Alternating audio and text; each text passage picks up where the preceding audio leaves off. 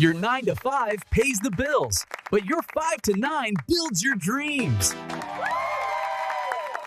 Sa pagtalakay natin na yon, pag-uusapan natin yung mga oras na, alam mo yon, totoong humuhubog sa kinabukasan natin. At hindi yan yung 9 to 5, kundi yung 5 to 9. Yung mga oras na tahimik, pero doon pala nabubuo yung mga pangarap.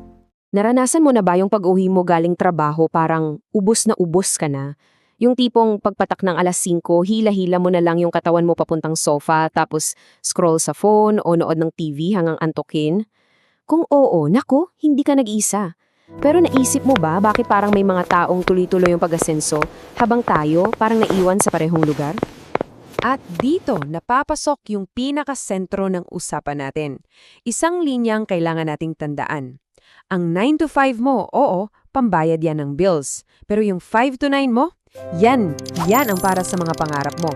Itatak natin yan sa isip natin kasi itong mindset na to ang pwedeng magbago ng lahat. So ito yung mga dadaanan natin. Una, the 9 to 5 trap.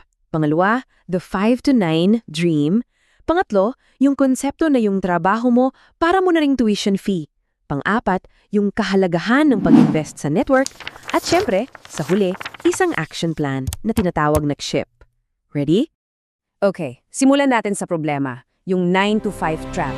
Ito yung pamilyar na pakiramdam na parang naipit ka na sa isang paulit-ulit na cycle na walang katapusan. Alam mo, yung sikreto pala, wala sa loob ng opisina. Nasa labas. Gaya ng nakikita natin dito, pag out mo ng alas 5, may 200 kang pwedeng tahakin. Yung isa, yung common path. Diretso sa pagod, sa entertainment, tapos uulitin mo lang lahat kinabukasan. Pero yung isa pa, yung builder's path, dito ka natututo, lumilikha at kumukonekta. Dito talaga nagkakatalo. So ang tanong, aling landas ba ang tinatahak mo gabi-gabi? At dahil dyan, dito napapasok yung solusyon. Section 2, ang 5 to 9 dream.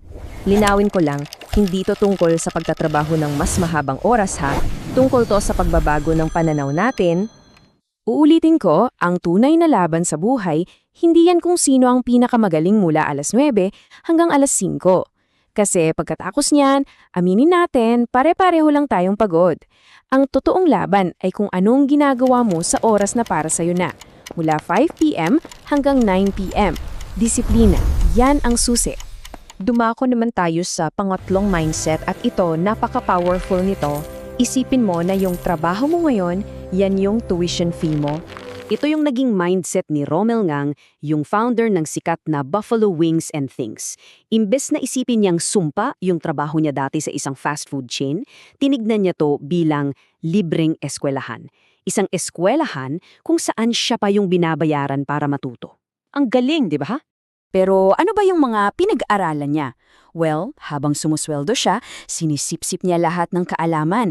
Paano ba gumagana yung business systems? Paano yung operations management? Paano pumili ng tamang lokasyon? At yung sahod niya, yun yung ginamit niyang puhunan para pondohan yung pangarap niya. Kumbaga, yung 9 to 5 niya, yun yung naging libreng training ground para sa 5 to 9 dream niya. Ngayon, punta tayo sa pang-apat na haligi, pag-invest sa iyong network. Dito natin papalaguin yung tinatawag na personal equity, yung halaga ng mga koneksyon at reputasyon mo. Alam nyo ba, nung nagsisimula pa lang yung entrepreneur na si Donald Lim, ganito lang kalaki yung buwanan niyang sahod, 12,000 piso. Isipin mo yon. Pero, saan niya dinala yung pera?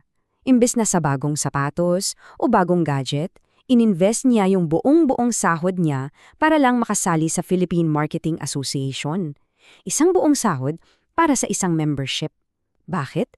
Kasi naintindihan niya na sa simula, mas mahalaga kung sino yung makikilala mo kaysa sa perang hawak mo. Tandaan niyo to, your net worth is your net worth. Kapag nakilala mo yung mga tamang tao pagkatapos ng trabaho, kahit wala kang malaking capital, pwedeng-pwede kang makahanap ng mga investor o business partner na magtitiwala sa'yo at sa skills mo. Ito yung paraan para malampasan mo yung kakulangan sa pera. At para hindi lang tayo hanggang konsepto at kwento, narito na yung isang simpleng balangkas na pwede mang sundin simula mamayang gabi. Ito ang CHIP Action Plan. Madali lang to tandaan. Una, C for create. Gamitin mo yung 5 to 9 mo para kumita ng extra, kahit maliit lang. Pangalawa, H for handle. Hawakan mo ng maayos yung sweldo mo sa 9 to 5. Huwag waldas. Pangatlo, I for invest. Mamuhunan ka sa sarili mo, sa kaalaman mo, sa skills mo, at sa maliliit na business. At pinakaimportante, P for protect. Protektahan mo yung sarili mo, mag-ipon ka ng emergency fund bago ka sumabak ng full-time. At heto yung pinakamahalagang paalala sa lahat. Please, pakinggan niyo to. Hindi mo kailangang mag-resign agad. Huwag kang tatalon sa isang malaking risk na walang safety net. Gamitin mo yung kasalukuyan mong trabaho bilang isang matibay na pundasyon habang unti-unti mong itinatayo yung pangarap mo sa gabi. Kaya ngayon, ang tanong ko sa'yo ay napakasimple. Ano ang ginagawa mo sa iyong 5 to 9? Hayaan mo na lang ba yan sa pagpapahinga o gagamitin mo para buuin ang kinabukasang gusto mo? Pagpatak ng alas 5 mamaya, ang desisyon ay nasa kamay mo. So, ano ang itatayo mo? Tamang karunungan, tamang disiplina, ang susi sa pagyaman.